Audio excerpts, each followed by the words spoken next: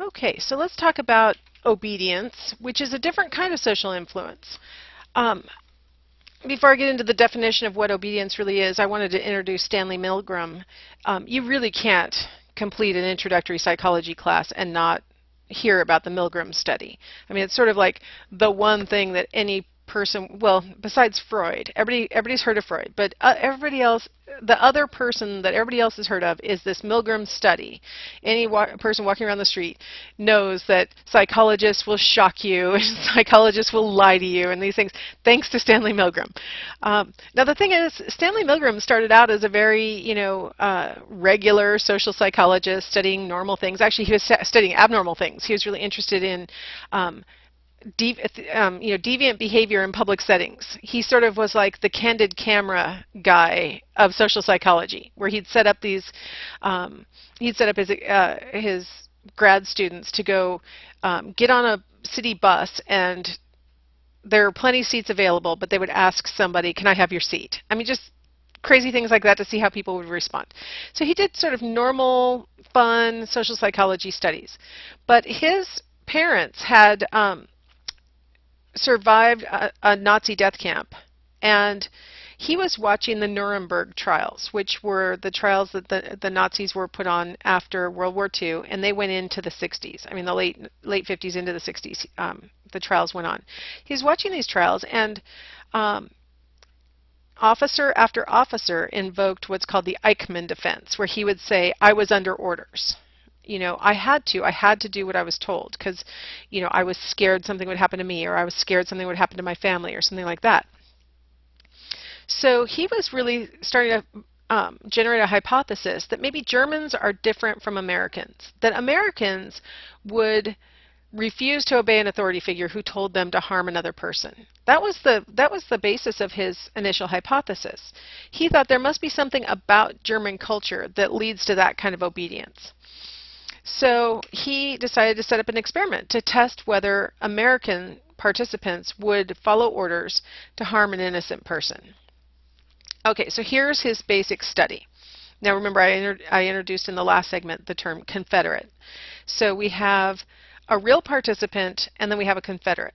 And they both arrive at the lab, and they sit in the waiting room. They kind of chat with each other, so that the participant really believes that the Confederate is another participant.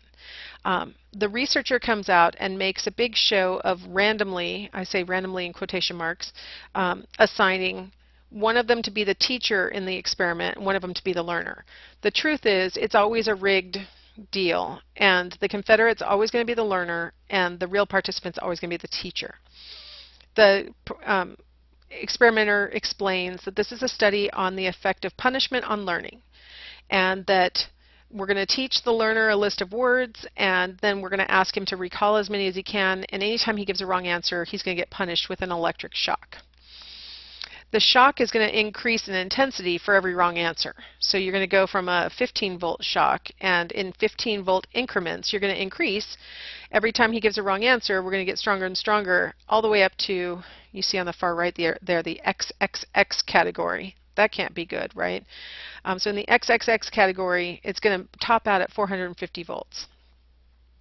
So the learner is going to be placed in a separate room. That's going to be it's going to be like a little office-sized room with a door on it. So we can put him in there and shut the door on him.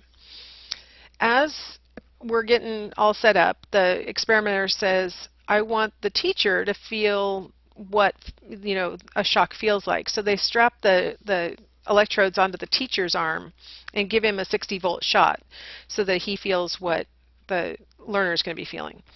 I purposely use the pronoun he because all the participants in the study were male. So they strap it on, he feels the 60-volt shock. Now really the purpose of putting that electrode on the teacher is to really sell it that this is a real machine that's really going to shock this learner. Now I will reveal to you that no one is going to get shocked. The only person in the entire experiment who gets shocked is that teacher who got the 60-volt shock. The learner is never going to get a shock. Once we get done shutting the door behind us, he's going to get unstrapped and he's just going to read from a script. So he's not going to get punished. But the teacher doesn't know that because the learner's in a separate room with the door shut. So the last time the teacher saw him, the learner was being strapped to the chair, as you see in this picture, and they explained to the teacher, we need to strap him down so that he doesn't move and take off the electrodes or anything like that. So they literally strap him to the chair and put the electrodes on him, and then everybody leaves him alone in that room. They shut the door behind them. So, okay, now the teacher is going to be seated in front of this panel that you see in that picture with the little switches, and he's going to see how some of the switches are in the down position and some are up. The down ones are the ones that have been used already, and so anytime the learner gives an incorrect answer, the teacher knows to go to the next switch. Okay, so here's a little diagram of how the lab was set up. So you can see the learner in his own little cubicle there, and you can see the door shut, right? You can see the little door area. You see the teacher in a little corner there with the panel of switches in front of him. And he sees these wires leaving the device and seemingly going through the wall. And it really, gives the impression that this is an electric device that's going to shock the learner. You see the researcher sitting over there in the other corner, and he's in the same room as the teacher. He's paying attention, and if the teacher says anything, he responds to questions or complaints that the teacher might raise. Okay, so now the teacher starts to test the learner's memory of the words that the teacher has attempted to teach to the learner. And anytime the learner gives an incorrect answer, the teacher gives him a jolt of electricity. Now I put this little ow bubble coming out of the learner because he's got a script in there, so he knows what he's supposed to say at different voltages. So once it gets up to the moderate level, he starts to yell ow. Then when it gets into the strong level, he starts to say ow, that hurts, I don't want to do this anymore. Once it's into the very strong level, he starts to say, it's starting to bother my heart. And one of the things that he had sort of casually said when they were at the very beginning of the experiment was, I have a heart condition, is this going to harm me? And so this is already primed in the teacher's mind that this guy already has a weak heart. Should we be doing this, right? And so long about 195 volts, the learner starts to complain that it's bothering his heart. Okay, so as soon as the learner says, let me out of here, he has revoked his consent to participate in this experiment any further. So that's the point at which the teacher has to decide, am I going to obey what the researcher is saying to me and continue to shock this person who I know is strapped to a chair and cannot voluntarily get out of there?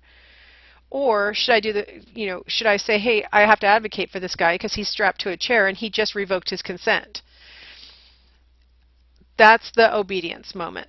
Am I going to follow the authority, or am I going to do the compassionate thing and not harm this innocent person who could very well have been me? I'm under the impression that this was a random assignment to condition, and it is just as easily could have been me over there in that chair. Interestingly, the teachers would look to the experimenter to sort of like let them out of it. They would say to the experimenter, he says his heart's bothering him. Shouldn't you go check on him? Is this going to hurt him? I mean, he's saying ow. Should I go on? They're like asking the experimenter for permission to quit. And of course, the experimenter has a script, and he has responses that he's supposed to give to those kinds of queries. So when the researcher says, shouldn't you go check on him, the experimenter says, the experiment demands that you continue. They actually had 3 levels of intensity of response. The researcher said, please continue. The experiment demands that you continue. And then what Milgram thought would be the granddaddy of all convincing things to say was, you must continue, you have no choice. It turned out, you must continue, you have no choice. If they pulled out that line, that was the thing that was most likely to cause the teachers to quit. The please continue tended to keep them going. The experiment demands that you continue kept them going, kept them shocking. But telling them that they had no choice kind of seemed to wake them up from their stupor and made them realize, oh wait, I have a choice in this, I don't have to be doing this. But okay, so having told you that the experimenter had this script of things to say, the learner had these script of things to say.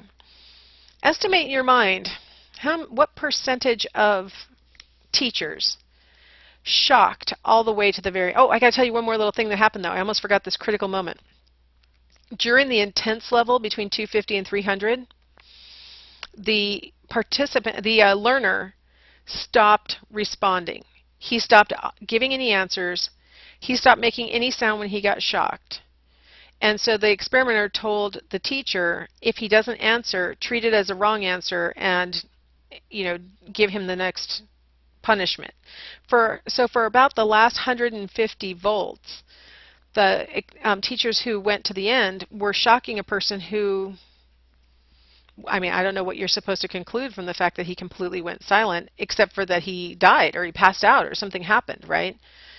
So knowing that, what percentage of teachers do you think went all the way to the end? Well, I can tell you none of them went to the end happily. None of them were happy to finally be given the opportunity to shock someone to death. Nobody was like, oh my gosh, I've been wanting to do this for years. This is the greatest. Every participant went through a lot of stress as they grappled with this demand to obey on the one hand, and then the demand to do the compassionate thing on the other hand. They all struggled. Here's the graph of the percentage of participants who obeyed the experimenter. And what you see is at the very far end, we're at approximately 65% of participants shocking all the way to the end. Well past the time when the learners stopped actually making any noise. If they were going to drop out, you'll notice they were going to drop out earlier on. That's when the biggest dropouts occurred. Once they committed, they sort of wanted to just get it over with. A lot of them you could see in the videos. They'll just sort of resignedly just flip the switches, and they're just like, get it over with, get it over with, let's get this over with. Milgram was shocked, and in fact, when he asked other psychologists the question I asked you, what percentage do you think went to the end? Psychologists predicted maybe 1%. Some said less than 1% would go all the way to the end. So these results were, shocking. Got to throw a little humor into our Milgram discussion here because this is pretty horrible, right? 2/3 of the participants shocked all the way to the end. Again, I have a link here where you can click on that hyperlink and watch a video of the Milgram study. I think I had one on this slide too, did I? No, I didn't. Here's where my link to the Milgram study is. Now, you might be thinking some of the criticisms that a lot of people lodged, which are things like, do you really think that participants came to Yale University to participate in an experiment and really believed that they were shocking someone to death? A lot of people have criticized the Milgram study for being unrealistic. I mean, that there's no way those people thought they shocked someone to death. The good news, bad news? I'm not sure if this is good or bad news.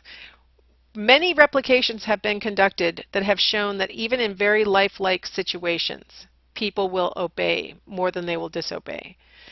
For example, they did an experiment in a hospital where the nurses didn't know that this was an experiment. They had agreed to participate in an experiment that would occur at some point in the future, and they weren't told when it began or anything like that. So this is kind of the unethical part of this study. But this hospital had rules where if a doctor ordered medication, the nurses were not supposed to administer it unless the doctor had signed the order. They were not supposed to take phone orders from doctors or anything like that. So this guy comes into the ER, and he clearly is needing a psych consult. So the nurses call up to the psych department, and they get this new guy on staff who says, okay, I'll be down there. I'm on my way right now. I want you to get him started on 12 milligrams of Astratet. I want him already on it when I get down there. And he hangs up the phone. This is 1966. There's no page the guy or call him back. He says he's on his way. Here's the point of obey or disobey for these nurses. They have to decide what to do. The hospital policy tells them do not administer anything unless you have a signature. 100% of the nurses were going to violate the hospital policy. 100% of them went to the medicine cabinet and got the Astratet out. Now here was the next layer of moment of obedience. When they looked at the bottle of Astrotet, which is a fairly rare psychiatric medication, it's not used very often, so most nurses are not familiar with it. When they got it out, they read on the bottle that you're not to exceed 4 milligrams in a day, and the doctor had ordered a 12 milligram dose. So now here's their next layer of, do I obey or not, right? What they found was 2/3 of the nurses were in the process of preparing the overdose and were going to administer it when they were told, okay, stop, this was the experiment that we told you about, this guy's not really psychotic, and everything's fine. 2/3 in a very life and death realistic situation had planned on obeying clearly a wrong order. And in their defense later, they said, well, doctors get really mad if we don't take their phone orders. That oftentimes doctors know that it's okay to give more of a medication than the label says. There's a lot of off-label uses and things like that. One good thing that came from that study is a lot of hospitals tightened up their protocols and really said, seriously, doctors, do not pressure these nurses. They are not to administer anything without your signature. So there was something good that came out of that study, but there's also this dark side where we realize that even in very realistic situations, people tend to obey more than they disobey. Now, there are situations where we disobey, and I just wanted to mention, okay, so this all sounds horrible. It makes it sound like we're just a bunch of obedient little ants who just go along with whatever we're told to do. But I mean, that's what allows society to exist. Imagine if we all decided, you know what, I think some of these rules are just arbitrary and I don't want to follow them. For example, I've been watching a lot of Top Gear, and it looks pretty fun that in Britain they get to drive on the left side of the road. I'm going to start driving on the left side of the road. Who are you to tell me I'm supposed to drive on the right side of the road? I don't have to obey you. I mean, imagine the anarchy. That's just a stupid example. I mean, who would do that? But I mean, imagine the anarchy we could have if we all decided we are not going to follow legitimate authority figures who are telling us to do things that we are supposed to do. Should we blindly follow authority figures? Absolutely not. But as an authority figure in this classroom, I will say, now, you know what? Go read your book. Okay. Okay, so I'm going to finish up this segment, and we'll come back in the next segment and talk about the role of groups in influencing our behavior.